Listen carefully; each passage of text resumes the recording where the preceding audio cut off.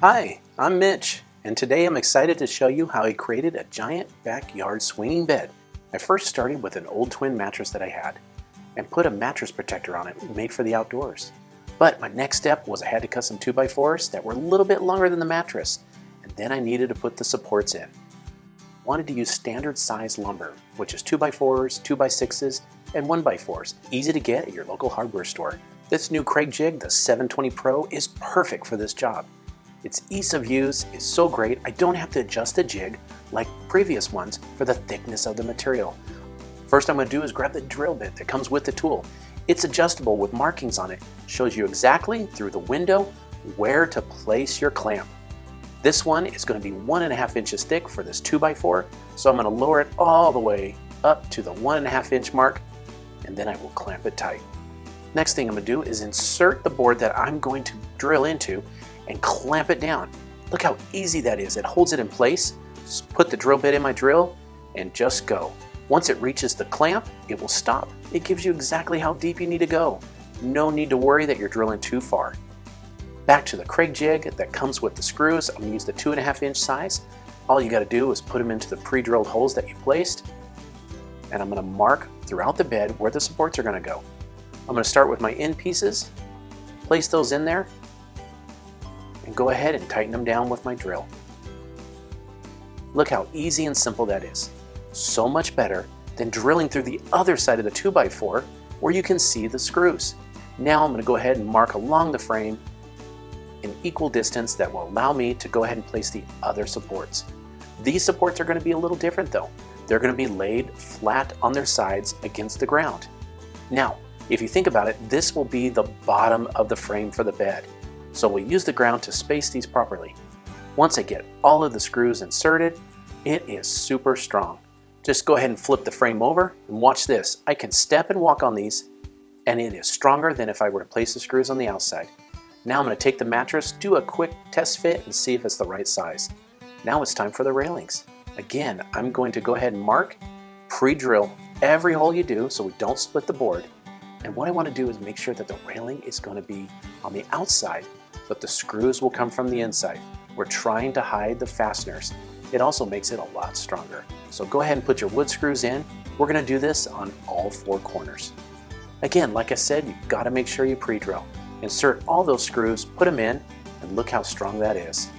The next step is we're going to grab our 1x4s, and these are going to be our railings across the ends. I went ahead and wanted 3 layers to go up and down. On this, since these aren't holding much weight at all, I just went ahead and used my brad nailer to put these in. Start at the bottom, work yourself up to the top. I use some clamps to hold them in place. That's how amazing this project is. You can actually build this on your own. Now I'm going to work towards the back. This is where the magic starts. This railing is a little bit lower than the other 3. Keeps the mattress from coming off the back of the frame. Again, like I've always said, make sure you pre-drill, and just 2 screws will be perfect for this. I use a clamp to hold it in place. And remember, when driving the screws, don't drive them too deep, just flush with the top of the wood. Once I got them installed, it's time for the railing. Now, the back of this bed frame is going to be a little different than usual. I'm going to put 2 more support rails on because I want a little bit of a window. Again, I want to hide the screws, so back to my Kreg jig. This board is only 3/4 inch, so I'm going to have to readjust the collar on my drill bit and lower it from the 1.5 inch mark down to the 3/4 inch mark. Place the wood in there and pull the locking clamp down and drill again. It can use any width. I did this on both sides and you'll see why. The reason I love Kreg jig is for over 30 years they've been helping customers with building projects. I'm going to do the same 3 railings on each side as I did before, using a clamp to hold it in place. We're going to do this on both sides of the back. Remember, we're going to leave a 12-inch opening on the back of the frame. Now it's time to put the railing on top. This is simple to do. I love cutting 45-degree miter joints. It brings them together and gives it a great look. And here it is, the perfect frame. Look at that, it looks so amazing. Now you're probably wondering, why did we leave that little window in the back? Well, here's one of the attributes of this frame. We're going to measure it. It comes out to 12 inches, perfect size. What we want to do is build a cup holder. So again, using the same 1x4s that we used earlier, we're going to go ahead and measure and mark and build this separate frame.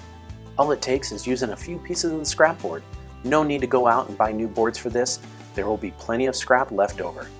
Now it's time to build the frame for the bed. Again, using standard lumber sizes, I went with 2x6 to give it some strength. This is simple to do, and I wanted to go with a unique look. Instead of simple posts, I wanted to give it like an X or a cross design to it. I need to drill right where the boards meet, and I'm going to put a bolt through. This bolt is actually going to have a hook on the end, and that's how we're going to hang the bed. Also want to make sure I install a spacer and use the right size washers and nuts. Go ahead and tighten them down as tight as you can get and hold it in place. The wonderful thing about this is, again, it's a one-person job. You can do this on your own, and you can do it in a weekend. Now that I got the frame outside put together, drill some holes and put some bolts on the end of the frame. I used some buckets just to give it to the right height.